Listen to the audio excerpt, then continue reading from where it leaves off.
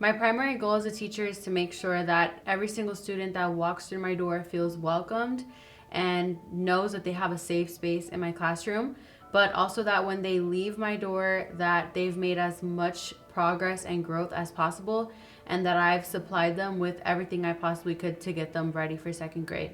No matter what, my goal is that every kid grows, whether they're, academically ready for second or if they're still below, they've grown since they came into my classroom is the main goal. Some challenges that come with that are definitely just making sure that I individualize instruction for the students and differentiate their individual or group work based on their specific needs, because some students might already be on first grade level, some students might be above, some students might be below kindergarten even, and like I said, a lot of students don't even speak English yet, so just getting them to understand the English language on top of the curriculum is definitely a challenge. We have a very transient community, a lot of kids coming in from other countries or moving very quickly.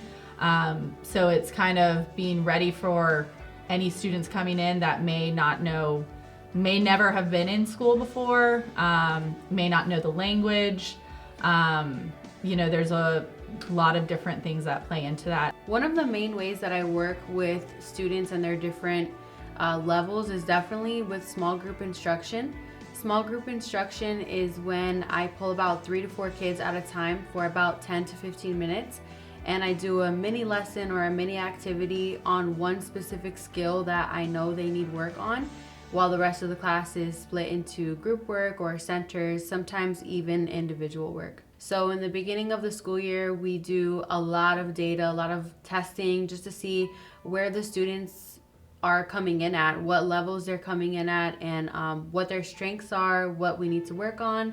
So I look at iReady data, benchmark assessments, and just in general personalities as well, so that I can group the students in groups that will be beneficial to them.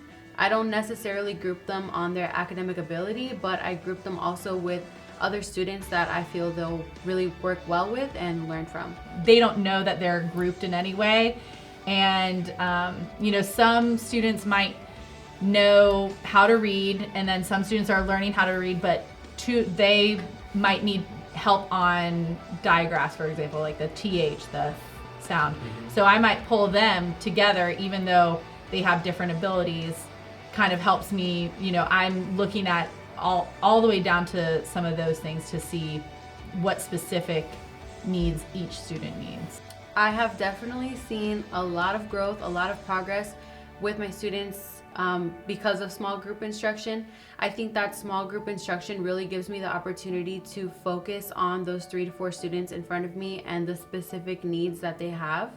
For example, if I'm teaching a whole group lesson, a lot of times it's very generalized. Maybe it's just a lesson on how to blend 3 letters to make a word like cat, but a lot of my students might not even know their ABCs yet. Maybe they don't even know what letter makes the k in cat. So pulling them in a small group really gives me that time to just focus on one specific letter or whatever the skill is that they need at the moment, so that they can be ready for that whole group instruction. I had no idea what I was doing. I didn't know what I was looking for. I didn't know what I needed to be like. I was like, okay, this student can't read, but I keep doing what I'm supposed to be doing, but I'm still not seeing it. I wasn't focused on looking at that data and really seeing, okay, they're not getting ending sounds, and kind of figuring that out. Where with this benchmark and being able, and we again progress monitor, checking how they're learning these skills, going back, I see growth so much more than those years that I wasn't doing this. I think that's a big part of it, is I'm actually seeing growth, and it's been really exciting. It makes me feel good, definitely makes me feel good, because I see a lot of their confidence going up because of the small group instruction.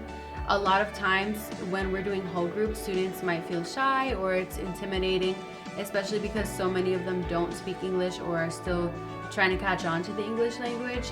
So doing small group instruction gives them that confidence of, oh, it's just me and Miss Ross and maybe 2 of my friends here. So they really break out of their shell in small group, and it gives me the opportunity to really see what exactly they need in that moment.